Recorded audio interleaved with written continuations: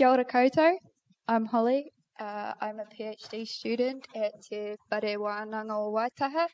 Today I'm going to talk to you a bit about my PhD work on the Cass River and BRaided River in Canterbury and why we should be embracing river variability a bit more and thinking about conservation at a landscape scale. So if you didn't know what a unconstrained braided river looked like before today, hopefully you do now.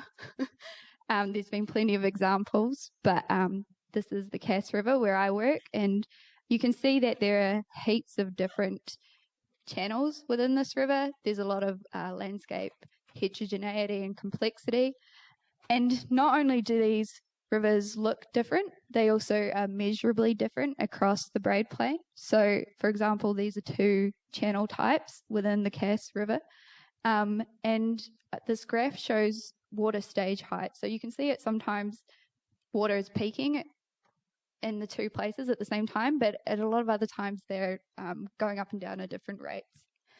This is not only true for water height, but also temperature. There are quite big differences in how variable temperature is across the river.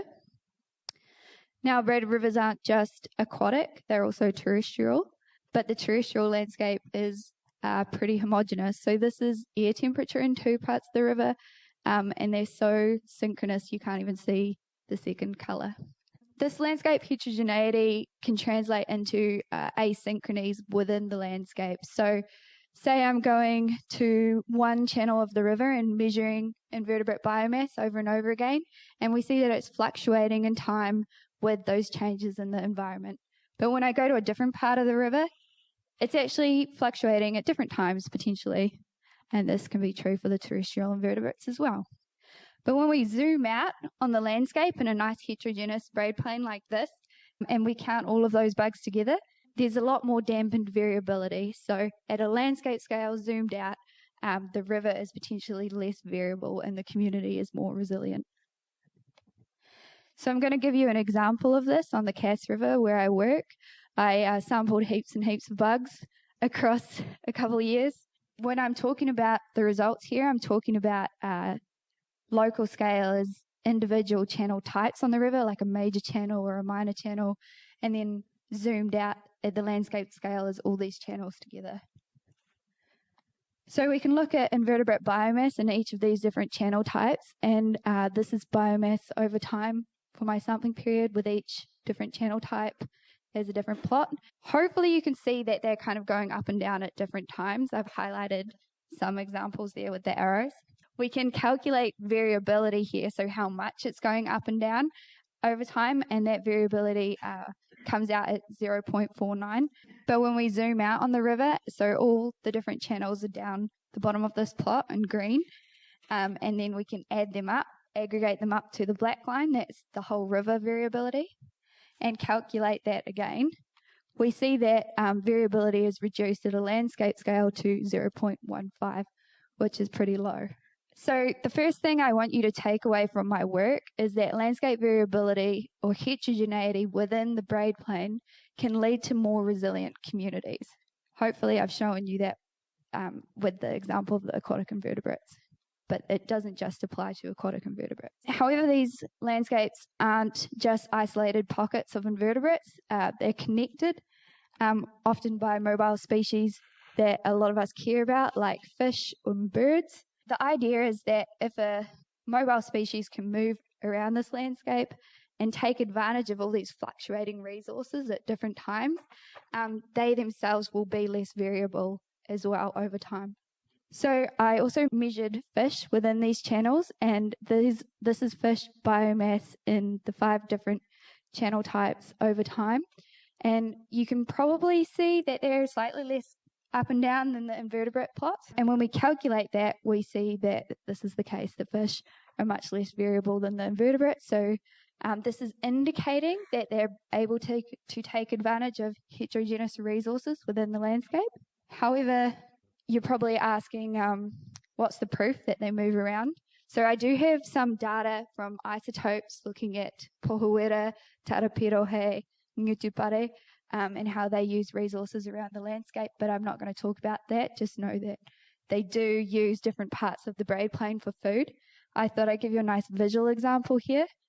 So this is a mid-channel spring in the middle of the river. You can see it's really nice and clear. And these are 2 kōaro that I caught within the channel.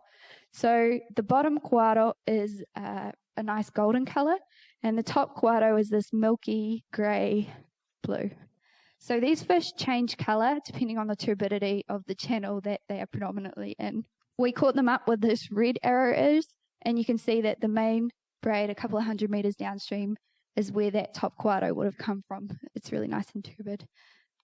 So the second thing I want you to take away from this is that food in a heterogeneous landscape will be more temporally consistent for these consumers that connect to these landscapes. So this is another example of a tarapirohe. It gets to eat a bunch of kōaro in October during mating season, taking fish back to its friends, say, check out this fish that I found. And then moving through into the warmer summer months like January, February, it can take advantage of skinks within the grasslands, the surrounding river area that wouldn't necessarily be there if we have a constrained river environment, right? In an unconstrained river, we will often get areas of the braidplain, even in high flows, that are still kind of safe spots. So for food sources to come back again afterwards, for fish to hide in, for birds to forage in, for people to not get flooded out of. But in a changing climate, we're expecting to see some really large magnitude floods increasing in frequency as well, that potentially wipe out whole rivers at once, and we've already started to see this. So for the invertebrates, this is an example even at the landscape scale when we have a really big flood. This is a really high flows through August in 2022 going through to November, when, if you think about it, in this system particularly, this precipitation should have been falling as snow, and typically does fall as snow. This year it was rain. And the black line shows the invertebrate biomass at the landscape scale, so the whole river aggregate biomass. And you can see that it got completely wiped out during these flood events.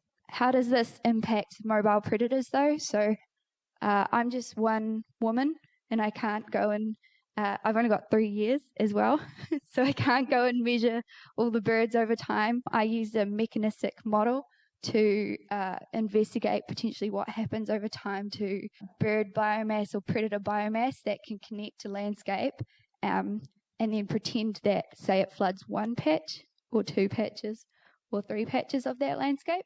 What happens to the predator that might be feeding on resources within this landscape? So if we have floods that are just impacting one landscape, this is what we see. So the black line is predator biomass over time. It naturally fluctuates in these systems, but when we calculate variability, which is that red bound at 0.45, and the mean biomass of the predator is at 2.04. When we take out a second habitat, it still kind of fluctuates at the same rate, but the capacity of the system to support biomass is a little bit lower, so the mean's a little bit lower, 1.9. And when we start taking out all the environments synchronously in a big flood event, we start to see really variable predator biomass and a much lower capacity for that system to support these predators. So what about habitat removal as well? Going from a really nice big braided river with lots of heterogeneity to something more constrained with potentially only a single habitat type. While I talk about the next results, I also want you to just keep in the back of your mind that a river that looks like the one on the right will probably have more large-scale flooding events that take the whole braidplain out at once, right, as well, because there's less room for that water to move through. So essentially, this plot is showing you what would happen when we have one channel and then zoom out and calculate variability in the landscape through to 5 different channel types within that landscape. So on the left, that's if we only had a major channel type. So the river is just one big major channel through it, and I go and I sample heaps of different spots there and I calculate variability at a landscape scale. the mean of that is much higher. So there's much higher variability in the whole river for those invertebrates. And then as we start adding more and more habitat types, that river at a landscape scale zoomed out the scale of the predator that can move within the river. It becomes much less variable, more stable. So the third thing I want you to take away from my talk is that there will be propagating effects from landscape scale management. So not only invertebrate communities and meta-communities like the connected invertebrates within a landscape, but also propagating effects up food chains to fish and birds that can take advantage of these resources. Finally, I just want to talk about complex landscapes and how we need to start thinking about them. These landscapes change a lot. There's a lot we don't know about them. So can any of you tell me what the difference in these 4 channels is, really? I can't really. I don't know what the difference is. But these upland longjaw do. We found them in one of those 4 sites. This was in February 2024, this year. I'd been fishing the river for 3 years. This was the first time I found them. And then it will be really hard to find them again because the river moves.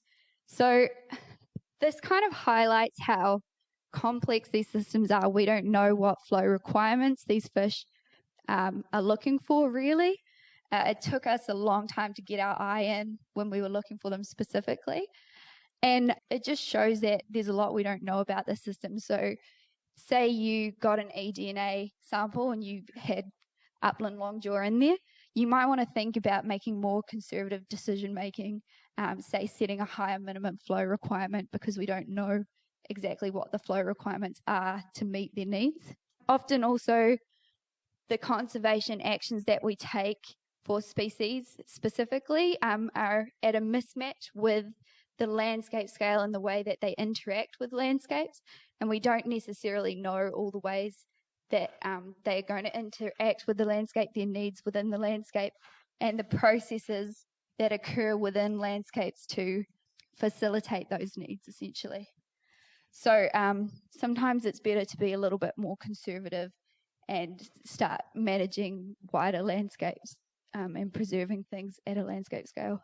So yeah, these are my 4 main takeaways. I hope I've kind of convinced you, but if I haven't, feel free to talk to me afterwards a bit more about my work. So landscape variability can lead to more resilient communities, and this will lead to more temporally consistent foodscapes and for predators that can move within these connected landscapes. There will be propagating effects from landscape management and mismanagement up food chains and across communities. And complex landscapes do require conservative decision making. Yeah, thank you. Thank you to all the volunteers that helped me. There were a lot of volunteer hours on this project, so yeah.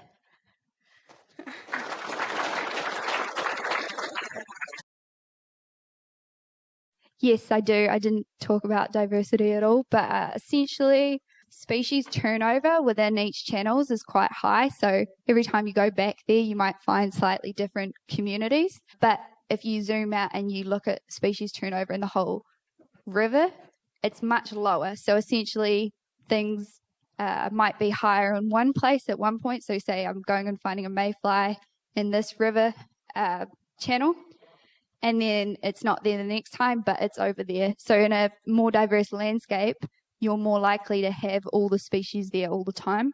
Whereas if it's just one channel, they're appearing and disappearing more frequently.